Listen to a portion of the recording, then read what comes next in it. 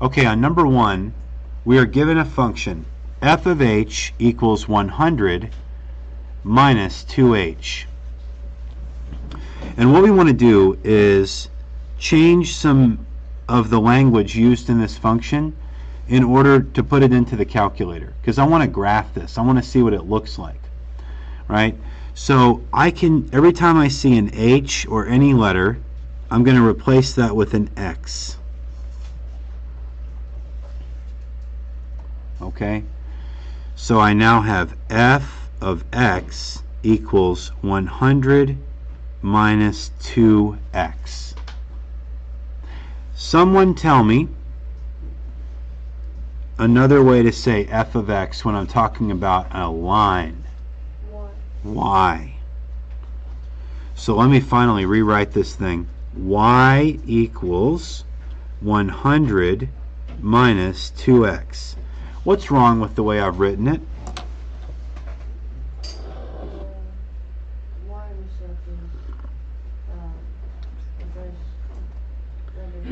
Yes, young man said it correctly. He said the y-intercept is shown first and then the slope. But my slope-intercept form equation of the line is y equals mx plus b. So I kind of want to rearrange things here a little bit. I want to put the 100 at the end, and I want to put this negative 2x up front. So I want it to say y equals negative 2x plus 100. And gentlemen right here, I can't use your actual names while I'm recording. Gentleman right here, an intelligent young man right there, said that 100 was the y-intercept. So that's the b factor. So 100 is b. What is the slope?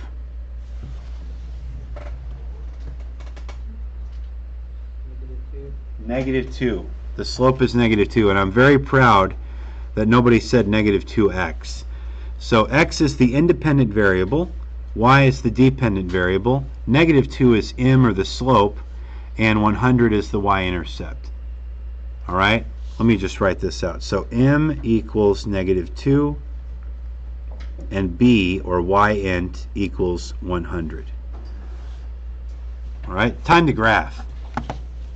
Let's go to y equals, and now we've written our equation in the form that we can stick into the calculator. So that's negative 2x plus 100. Hit enter before you hit graph. Now, there's a reason I'm having you do it this way. If you hit graph, everybody hit graph, and watch how nothing shows up on the screen. Anyone have an idea about what's wrong? What's the y-intercept? 100. Now count these little dash marks. 1, 2, 3, 4, 5, 6, 7, 8, 9, 10. And then there's 10 going down as well. So I only have 20 dashes shown and only 10 positive dashes. But look, my y-intercept is 100. So what I need to do is hit window. You see that window button? Hit the window button.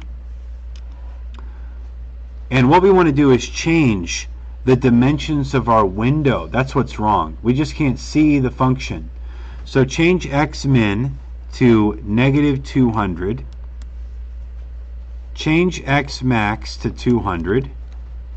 And I'm just picking this out of the air. It just needed to be really bigger than 100. Change y min to negative 100. And sorry, negative 200, apologies. And change y max to 200. Now hit graph. Does everyone see what's going up on the board? All right. I have a question. Is this a continuous or a discrete function? Why are you saying continuous, Morgan? You're right, but why do you think so? Because it goes all the way through. It goes all the way through, and it's like billions and trillions of little dots connected such that you can't even tell that there's any space between them. In other words, there's no gaps here. It's a straight, continuous, fluid line.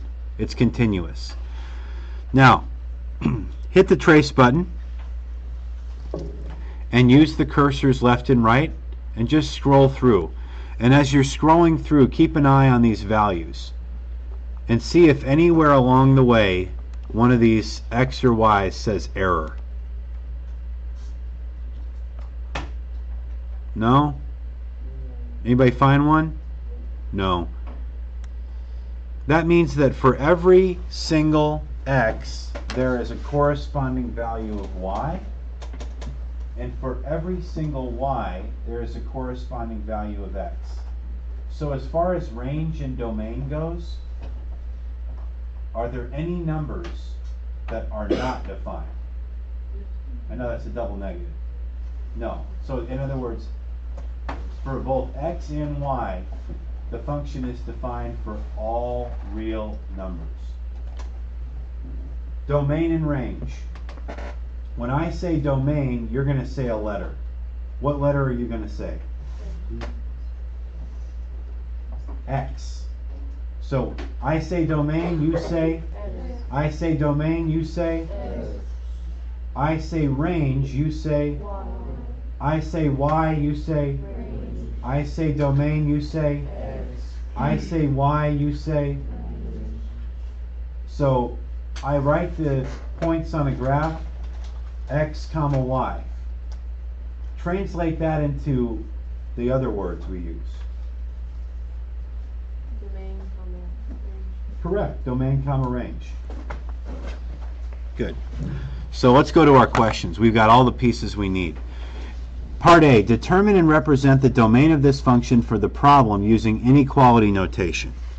Right, we already said that the domain was all real numbers, didn't we? We have to use this awesome R, which every chance I get to use these, I use it. It's a cool looking R. That means all real numbers.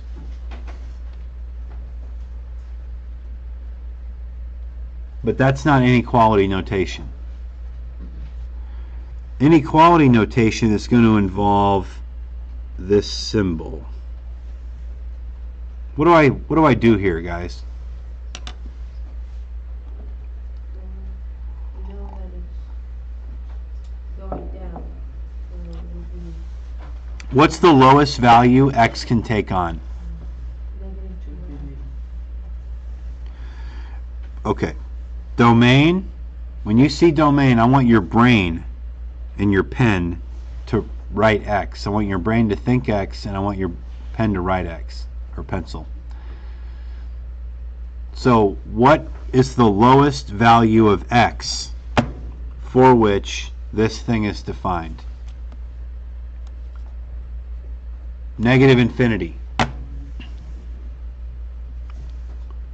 Okay, less than or equal to X, less than or equal to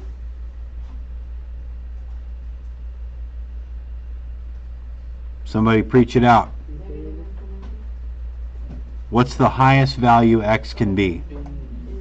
Infinity. All right. Part B. Identify the domain of this function for the problem situation. Okay. See this whole thing here? This is what I want to do. In other words, is it continuous or discrete? Continuous. So circle continuous. Part C. Determine and represent the range. What do I think when I say range? Y. So I'm going to use inequality notation. Plot twist, it's exactly this. We already said it was all real numbers. So I'm just going to use this same setup, negative infinity, less than or equal to something, less than or equal to positive infinity. Range discusses which values, X or Y? So what goes in the middle right here? Huh? Y. That's my range. All right? So that was number 1. We'll go faster now. Given f of x equals 2x plus 1, find the domain value if the range value is 4. Okay, time to translate again. What does f of x equal? What letter of the alphabet do I write there? Y. What is this 2 referring to? What letter of the alphabet does that 2 mean? M. Okay, x is x. And then this 1, what is that letter? B.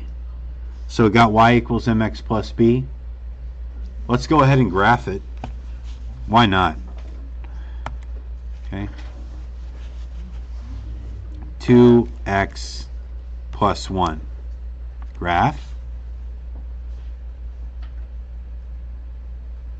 Okay, now I'm zoomed out too much. So you go to Window, change this x min, x max back to -10, +10. Y min, -10, +10. Under Window, then regraph.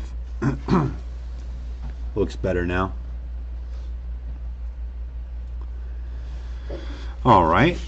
So is this a continuous linear function defined for all real numbers in both the x and y axis?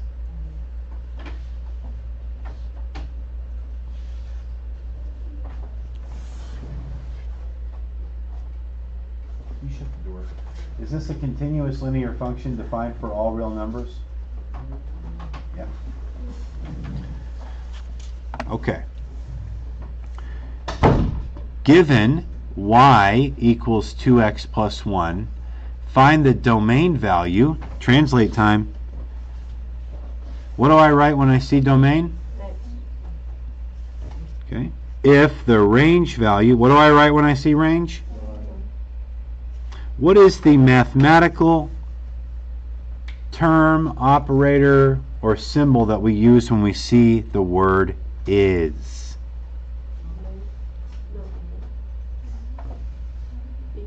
Equal. Equals 4. Okay, so let me rewrite what's this English sentence. Given y equals 2x plus 1, find x when y equals 4.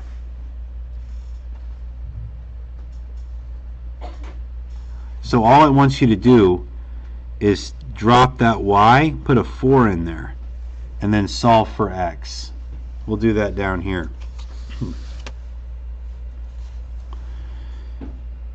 Four equals 2x plus 1. Solve for x.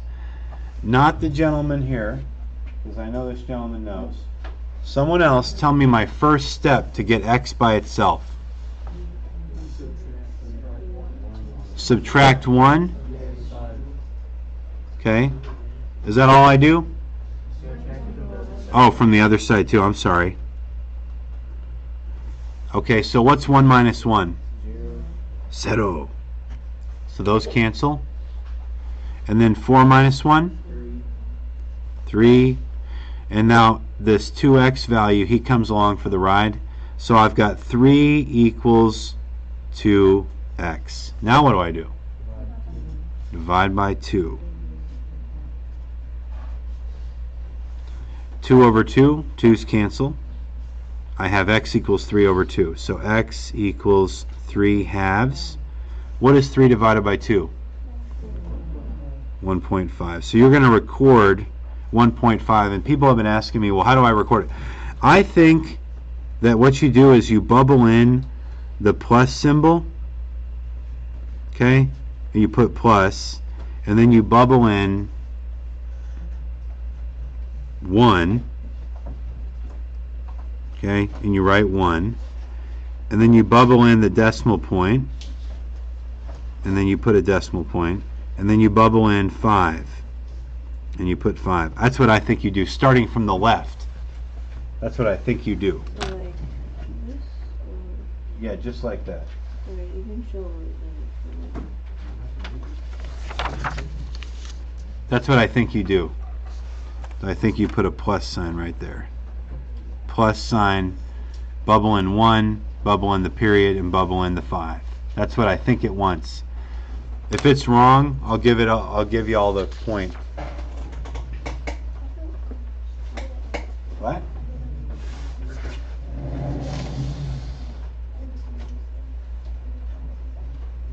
Yeah, you mean do number, what's that number? 4? Oh good. Oh good. Good. That's good to hear. No, y'all are really starting to get this. There's more and more people telling me, hey, I got that. Okay. Number 3 is kind of a thinker. We got to think.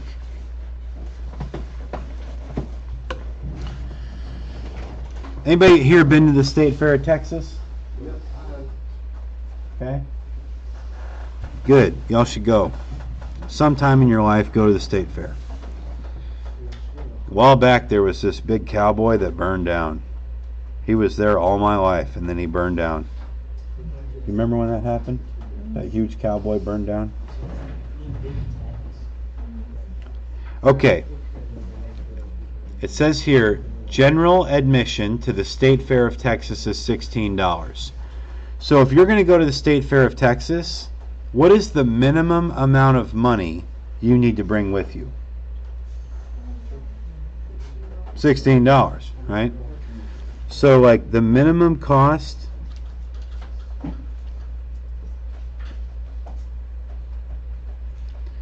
equals $16.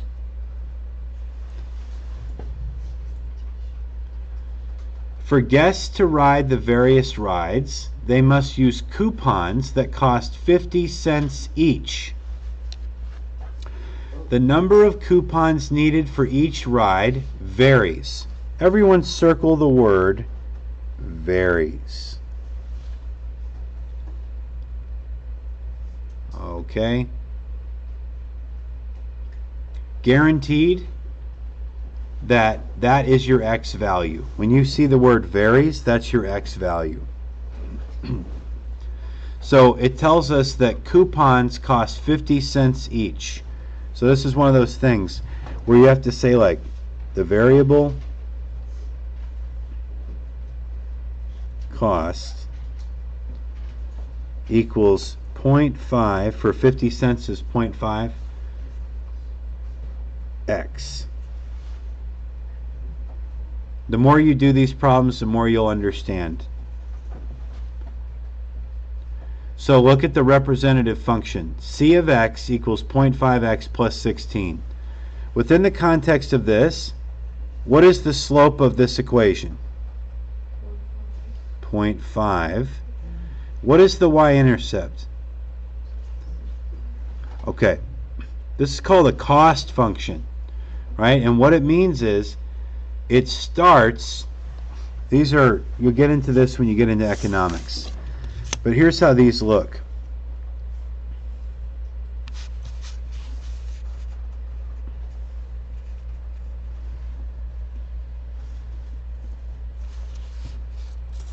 Okay, so here is y and here is x. Do you notice I didn't draw a 4-quadrant graph? I just drew this first quadrant. All my y values are positive. All my x values are positive. Okay? So if I'm going to plot this thing out, I have the equation c of x equals 0.5x plus 16. What's my y-intercept? 16.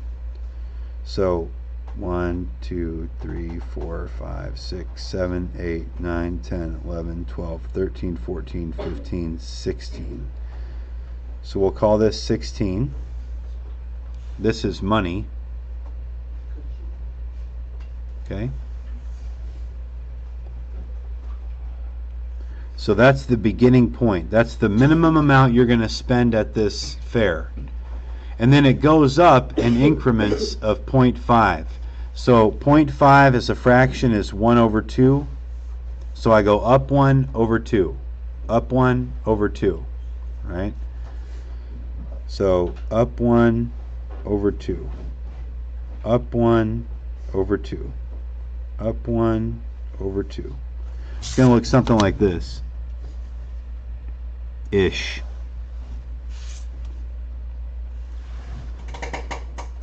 Okay? And what does x refer to? It's actually spelled out in the sentence.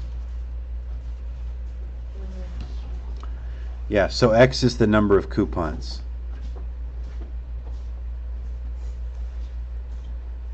Okay? We got to think about this. Now, do coupons come in units, or can we buy partial coupons? I need the whole coupon, don't I? Now, when I go to the state fair, can I ask the person to sell me negative 1,000 coupons? No. They have to sell me a positive number of coupons. Can I ask that person, can you please give me 3.14159.265 coupons? No. No. They want whole numbers, right? So I need a positive whole number worth of coupons. So these can only be positive whole numbers. So 1, 2, 3, 4. So let's look at let's get to the question. What is the domain for visiting and riding rides at the State Fair of Texas? The domain, ladies and gentlemen. What is the domain? In other words, what x values can this be? So can this x value be 0? This is the x value. Can it be 0? Yep, it's defined at 0. It's 16. Okay, can it be 1? Can it be 1.5? No. So as a matter of fact, my function, my line that I'm drawing, everywhere in between those whole numbers, I need to get rid of the line. Okay?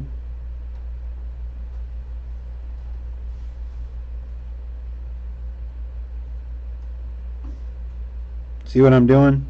What I'm trying to show visually is that this function is only defined where x is a whole number.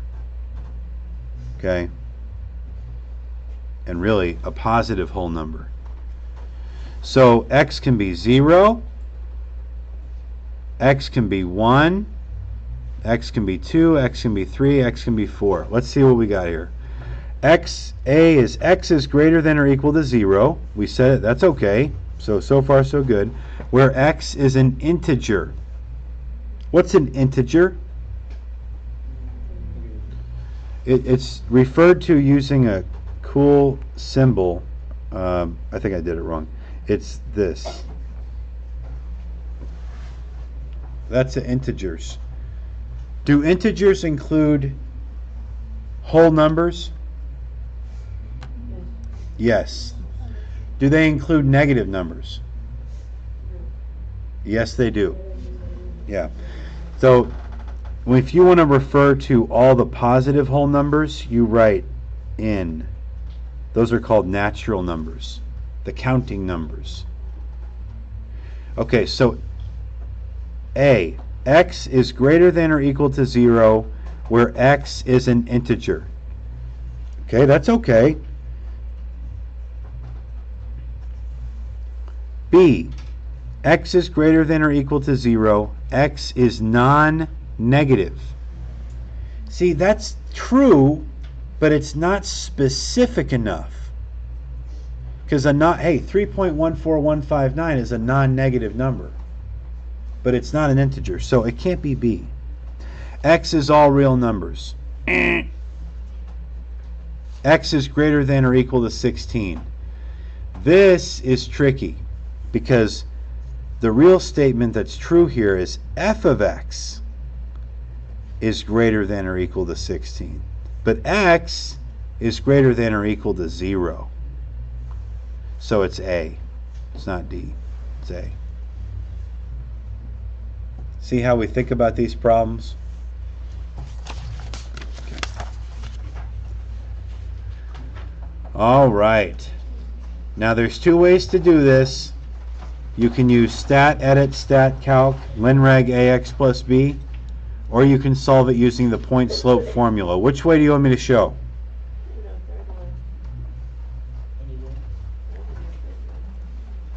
How about I show it both ways? First, let's do it the easy way. Go to stat, edit, kind of type in your values. You're putting the x data in L1, and you're going to put the y data in L2.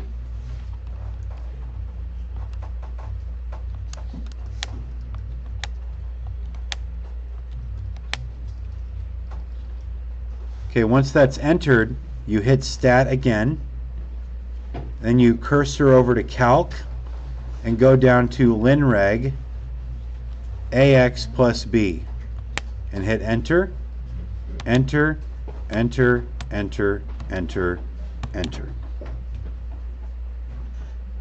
And you're given a equals 3 and b equals 1. Now a is the slope, so m equals 3. What's b refer to?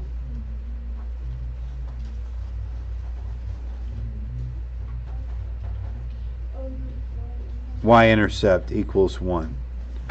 Okay, so if I'm going to write this out in y equals mx plus b format, what do I write?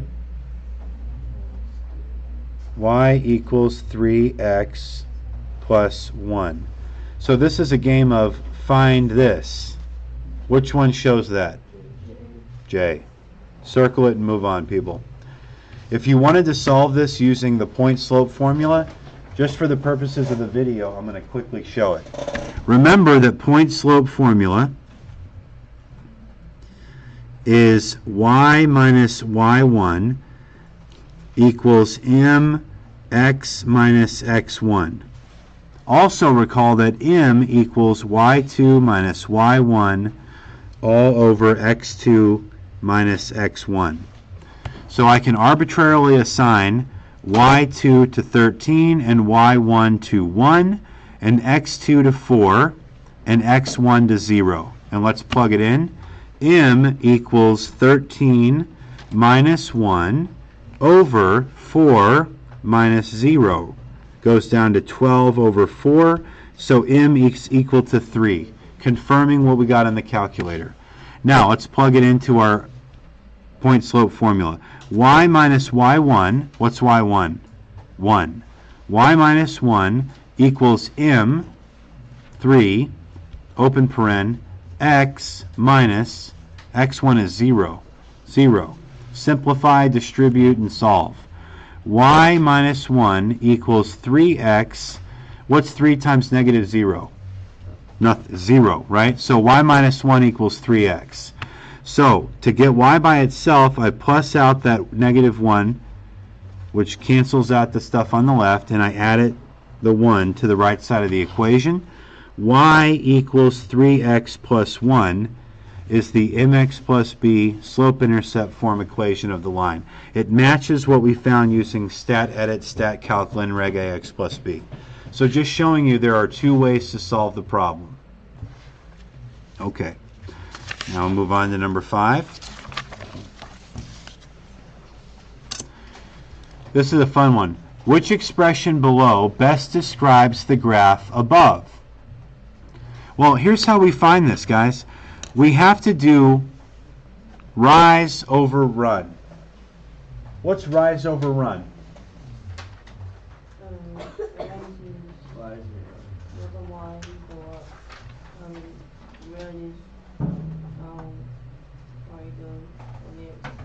Okay, you're getting it right. Yeah, you're saying it right. So, what value, if I do rise over run, what am I finding? The slope. Good job, sir. So the question is, when I'm just given a graph, where do I start? What do I do? Right? Here's what I want you to do. Take your pen or pencil, and everywhere where you see the line actually cross through a perfect intersection with those squares, put a dot. So if it's kind of passing through the middle like it is right here, don't put a dot. So no dot. Here's a dot. No dot, no dot. Okay, there's a dot right there on the y-axis. Okay. What value is this when it hits the y-axis? It's 2. And what does that mean? It's banging into the y-axis there, so that's the y-intercept. Okay, so now let's keep finding those points. Here's one right here.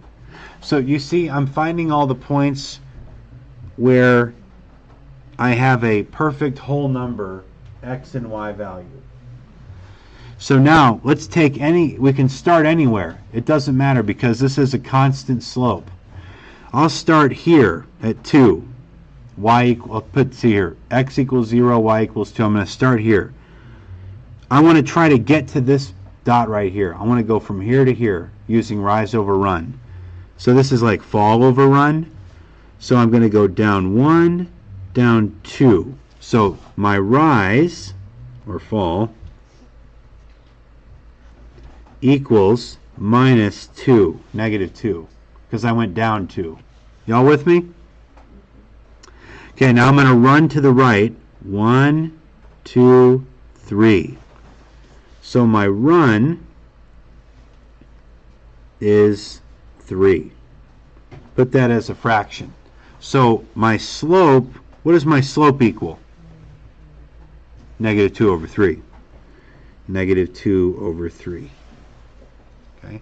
So what was the y-intercept again? B equals 2. So if I wanted to write an equation of this line in mx plus b format, what would I write? I need somebody who has not spoken today to tell me what to write.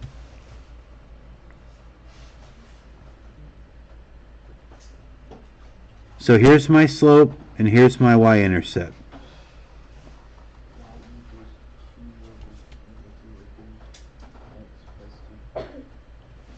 Good job. So we're playing another game.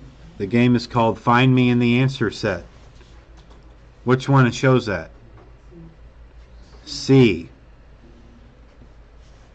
These match. So circle C, move on with your life. Number 6. Let me run through this real quick so I get it done before the bell rings. Given the line 4y equals 12, which statement is not true? Another way of saying not true is saying false. Okay, here's the problem. 4y equals 12 doesn't mean anything to me. I have to have it say y equals. So I want to get y by itself. In order to do that, I divide both sides of the equation by the coefficient in front of y, which is 4. So I divide both sides by 4. The 4's cancel out on the left, leaving y alone, equals 12 over 4. 12 over 4 reduces down to just 3. So y equals 3. If I graph y equals 3, I see a perfectly flat line. The slope of that line is 0. If this was a mountain, it would be boring to ski on because it's perfectly flat. It's like a desert. It's like the salt flats of West Texas. So let's look through our answers. We're looking for what's false. So I got 3 true answers and 1 false answer. The line is parallel to the x-axis. That's true. The line is perpendicular to the y-axis. That's true. The line has an undefined slope. That's false. The line has a slope of 0. That's true. I'm looking for the one that's false, so I circle J. All right? Let's stop it there. Good job.